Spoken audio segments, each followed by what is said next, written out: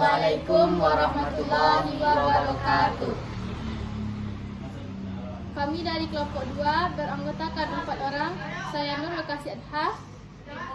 Saya M. Nabil Aliksan. Saya Rodatul Hasanah.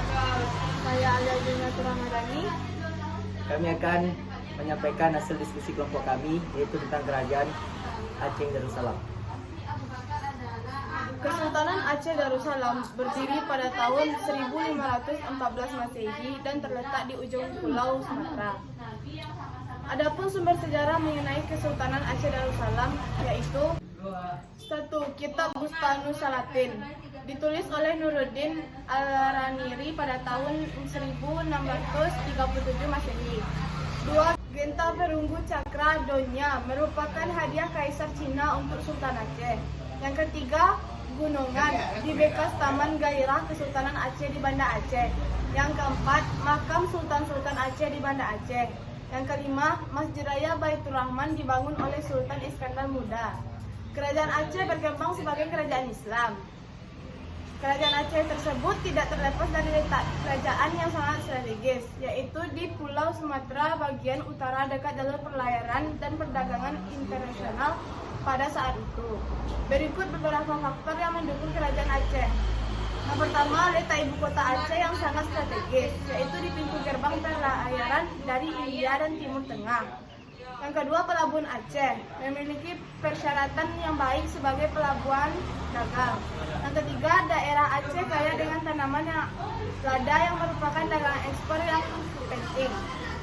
Keempat, jatuhnya Malaka ke tangan Portugis menyebabkan pedagang Islam banyak yang singgah ke Aceh, apalagi setelah pelayaran beralih melalui sepanjang barat Sumatera. Adapun corak pemerintahan Aceh adalah pemerintahan sipil dan pemerintahan atas dasar agama. Pemerintahan sipil dipimpin oleh kaum bangsawan. Setiap kampung atau gampong dipimpin oleh seorang ule balang. Beberapa kampung digabungkan menjadi sagi yang dipimpin oleh seorang panglima sagi. Kaum bangsawan yang memegang kekuasaan panglima sagi. Kaum bangsawan yang memegang kekuasaan sipil disebut dengan teuku. Pemerintahan atas dasar agama dilakukan dengan menyatukan beberapa kampung dengan sebuah masjid yang disebut dengan mukin.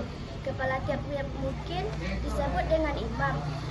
Kaum ulama yang berkuasa dalam bidang keagamaan disebut dengan teuku. Adapun raja-raja yang pernah memerintah di Kesultanan Aceh Darussalam antara lain, yang pertama Sultan Ali Muhayyad Shah, yang kedua Sultan Salahuddin, yang ketiga Sultan Alauddin Riayat Shah Al-Kahar, yang keempat Sultan Iskandar Muda, yang kelima Sultan Iskandar Thani.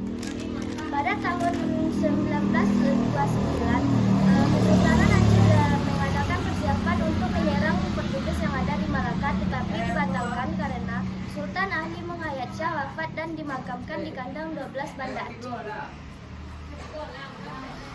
Setelah Sultan Ali Muhayyad Shah wafat, digantikan oleh Sultan Salahuddin. Namun kemudian beliau digantikan oleh Sultan Alauddin Riayat Shah Al-Kahar. Demi memperkuat kerajaan Aceh pada saat itu, beliau memperkuat angkatan perang, perdagangan, serta menjalin kerjasama dengan kerajaan-kerajaan dari Timur Tengah, contohnya seperti Turki, Abbasiyah, dan Mesir. Pada tahun 1563, Sultan Alauddin Riayat Shah Al-Kahar mengirimkan utusan untuk pergi ke Istanbul, Turki, untuk meminta bantuan dalam rangka penyerangan terhadap Portugis. Dan 2 tahun kemudian bantuan tersebut datang berupa teknisi. Untuk menjaga keutuhan dan kestabilan Kesultanan Aceh Darussalam, Sultan Alauddin Riayat Shah Al-Kahar menempatkan suami saudara perempuannya di Barus dengan gelar Sultan Barus.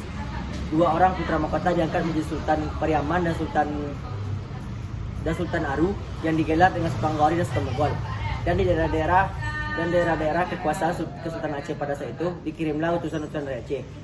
Kesultanan Aceh Darussalam menempati puncak kejayaannya pada masa Sultan Iskandar Muda. Untuk menjaga keutuhan dan kestabilan pada saat itu, Sultan Iskandar Muda melakukan beberapa hal. Yang pertama, merebus sejumlah pelabuhan-pelabuhan penting di pesisir barat dan timur Sumatera serta pesisir barat Semenanjung Malaya. Dan yang kedua, menyerang keutuhan Portugis atau tempat Portugis. Yang kedua, menyerang kedudukan Portugis di Malaka serta kapal-kapal yang melewati Malaka. Dan Aceh juga pernah menang melawan Portugis di sekitar Kepulauan Bintan pada tahun 1641. Yang ketiga yaitu bekerja sama dengan Inggris dan Belanda untuk memperlemah pengaruh Portugis. Sultan Iskandar Muda mengizinkan persekutuan kedua negara kedua negara tersebut untuk membuka kantor di Aceh.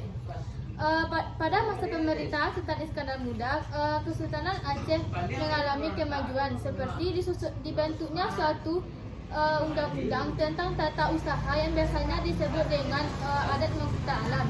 Di dalam bidang sastra dan filsafat, Kesultanan Aceh juga mengalami kemajuan. Kerajaan Aceh mengalami kemunduran sepeninggalan Sultan Iskandar Thani. Kemunduran tersebut disebabkan oleh hal-hal sebagai berikut. Yang pertama yaitu kekalahan Aceh dalam perang melawan Portugis di Malaka. Yang kedua yaitu tokoh pengganti Sultan Iskandar Muda tidak setakap pendahulunya. Yang ketiga, permusuhan di antara kaum yang menganut ajaran Syamsuddin Asy'ari. Yang keempat yaitu daerah-daerah yang jauh dari pemerintahan pusat seperti Siak, Johor, Minangkabau melepaskan diri dari Aceh. Yang kelima yaitu pertahanan Aceh lemah sehingga bangsa-bangsa Eropa berhasil mendesak dan mendorong daerah kekuasaan daerah perdagangan Aceh sehingga akibatnya perekonomian di Aceh menjadi lemah. Mungkin hanya sekian yang dapat kami sampaikan. Salah dan janggalnya kami mohon maaf. Kami akhiri. Wabillahi taufiq wal hidayah. Assalamualaikum warahmatullahi wabarakatuh.